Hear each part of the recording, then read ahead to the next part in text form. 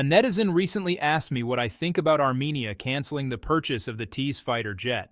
At first glance, it might seem like a routine defense decision, but the timing makes it shocking.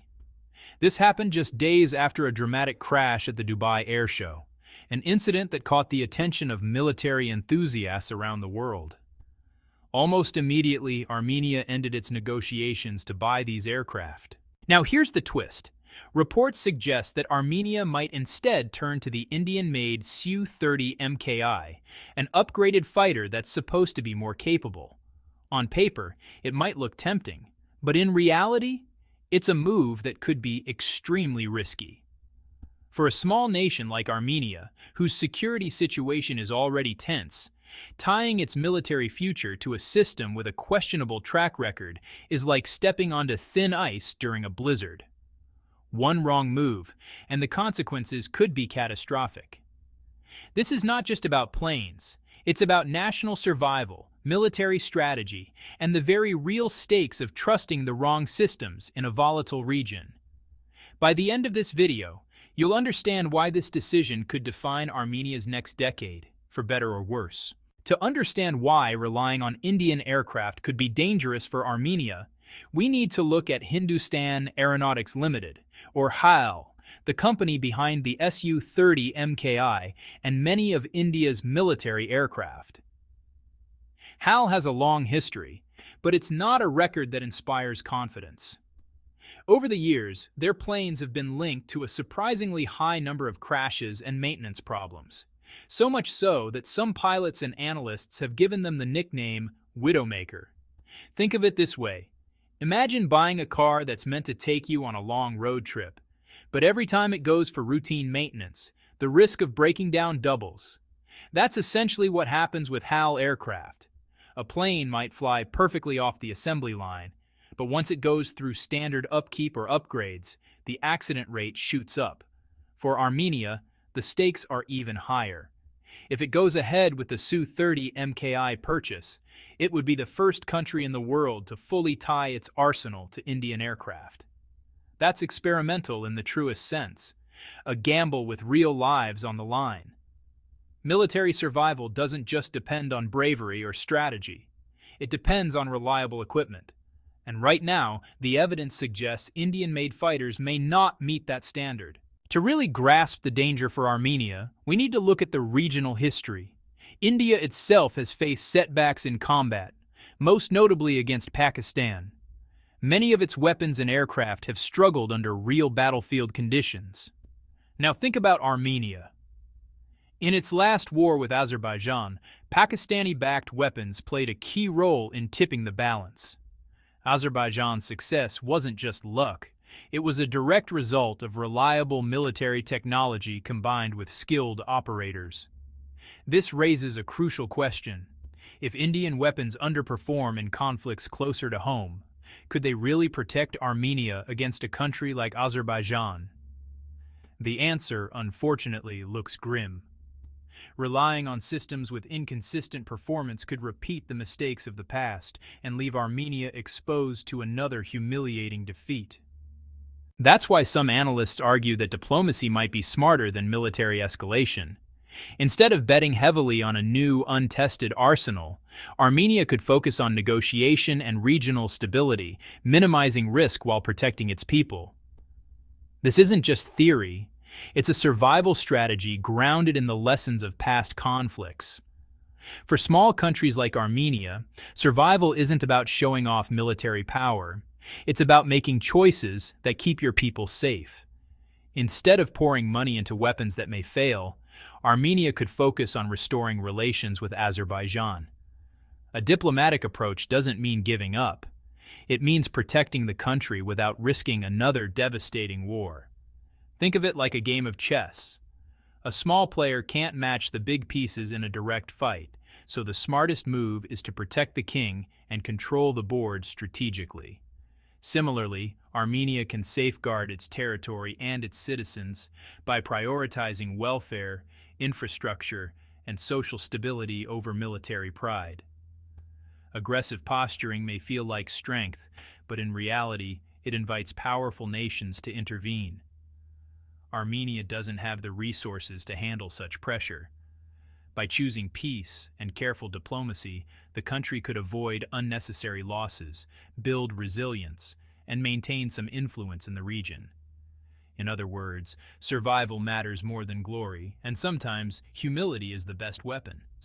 Now let's zoom out and look at India itself. On the world stage, India often projects confidence and ambition, but its actions tell a different story. The country has a history of expansionism and interfering in the affairs of its neighbors. Nepal, Bangladesh, Sri Lanka, and even Bhutan have all felt India's pressure in one way or another. While India talks about being a global leader, its credibility is often questioned because of internal issues like corruption, political scandals, and social challenges. For Armenia, this matters. Partnering closely with India doesn't just mean buying planes, it means tying itself to a country whose influence can backfire. Countries that get too involved with India sometimes face political, economic, or social consequences. In the West, for example, large Indian immigration has strained social welfare systems in places like Canada, Australia, and New Zealand. In short, India may look like a powerful ally, but relying on it for your core military strategy is risky. Its global behavior suggests that deep ties are rarely neutral. They come with hidden costs that small nations like Armenia might not be able to afford. To see why trusting Indian weapons can be so risky, we can look at real examples. Take the Dubai Air Show crash. An Indian fighter, reportedly flown by a lieutenant colonel, went down after a minor error. The whole event was recorded and shared online, showing just how unforgiving these aircraft can be when something goes wrong. It's not an isolated incident. The Indian Air Force has lost hundreds of fighters over the years, enough to equip a medium-sized country. Even export deals haven't gone smoothly. Ecuador received 7 Indian helicopters, and after multiple crashes, they had to scrap the remaining 3.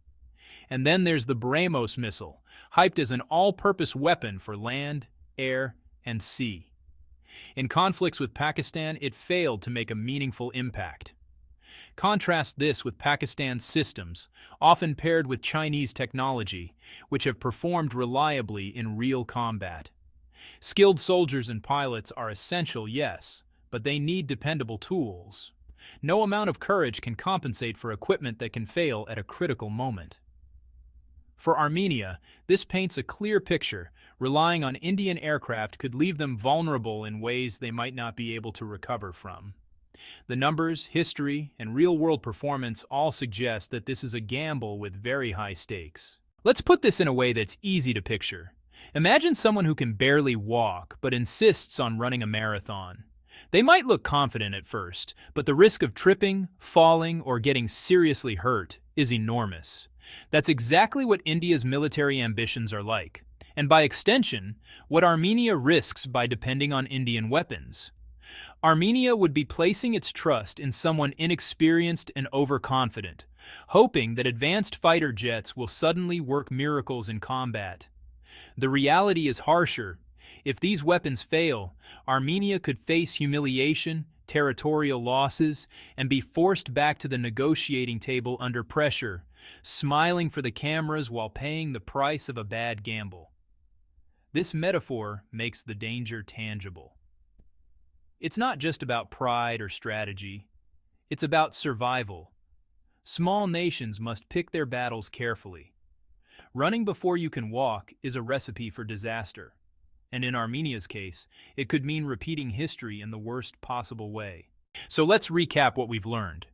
Indian weapons have a history of high accident rates, delays, and underperformance in real combat.